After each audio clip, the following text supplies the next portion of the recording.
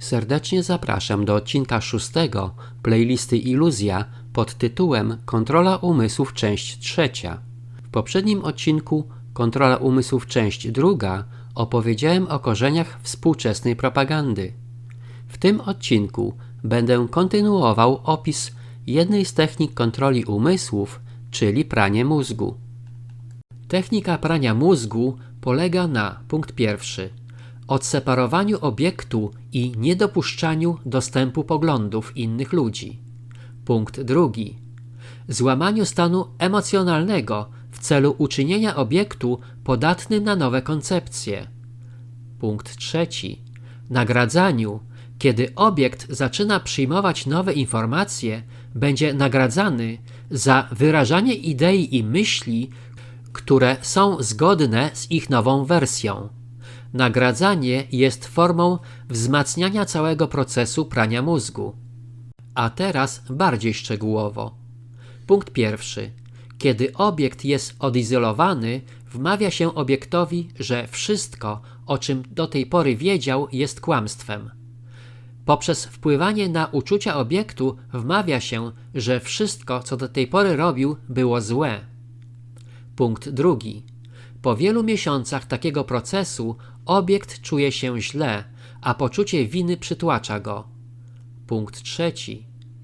Kiedy osiągnięty jest punkt załamania, agent zaczyna wprowadzać mu nowy system przekonań, który jest dla niego pożądany. Punkt czwarty.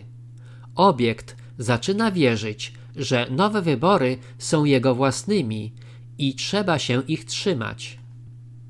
Cały proces prania mózgu może trwać miesiącami, a nawet latami. Pranie mózgu poprzez media i filmy w celu korupcji, wpływania na ludzi i dążenie do władzy to typowe próby kontroli umysłu i zachowań. Często proces ten wykorzystuje bardziej subtelne sposoby do zmiany sposobu myślenia ludzi.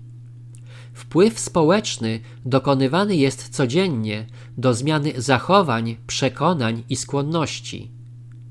Najgroźniejszym efektem prania mózgu jest całkowita zmiana sposobu myślenia jednostki, często bez jego zgody. Robert J. Lifton, studiując techniki prania mózgu przeprowadzane w obozach na chińskich i koreańskich jeńcach wojennych, wyodrębnił aż 9 kroków, które występowały podczas procesu prania mózgu. Krok pierwszy. Atak na tożsamość. Krok drugi. Wywołanie poczucia winy. Krok trzeci. Zmuszanie obiektu do zdradzenia swoich przekonań. Krok czwarty. Osiągnięcie punktu załamania. Krok piąty. Oferowanie wybaczenia, jeśli zmieni swoje poglądy. Krok szósty. Przymus do spowiedzi. Krok siódmy. Ukierunkowanie poczucia winy w zamierzonym kierunku. Krok ósmy. Rozwijanie harmonii. Krok dziewiąty.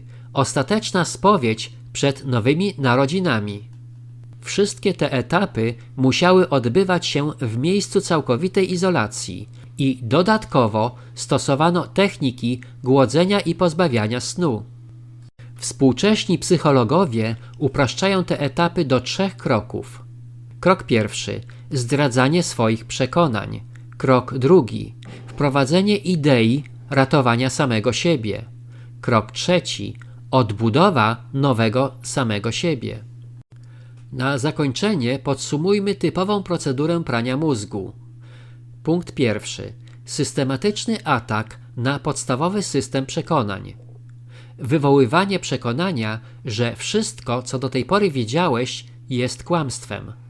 Dokonuje się tego poprzez długotrwałe powtarzanie twierdzeń, na przykład nie bronisz wolności, nie jesteś człowiekiem, nie jesteś żołnierzem i tym podobne.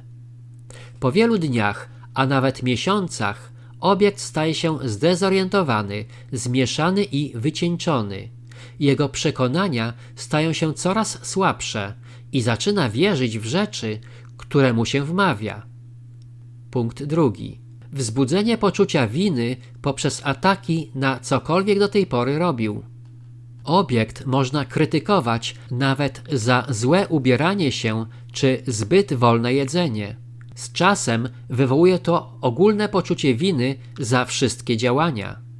Punkt 3. Zdradzenie swoich przekonań.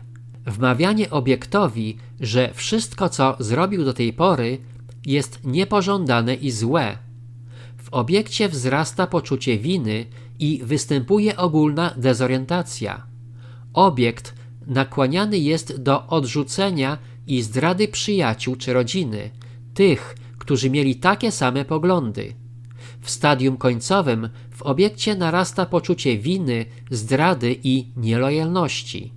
Efektywne pranie mózgu wymaga izolacji i odosobnienia jednostki, natomiast inne techniki, jak manipulacja, perswazja czy oszustwo, nie mają takiego wymogu.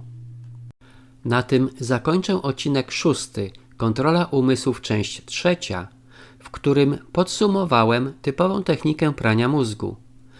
Zapraszam na odcinek 7 zatytułowany Kontrola umysłów, część 4.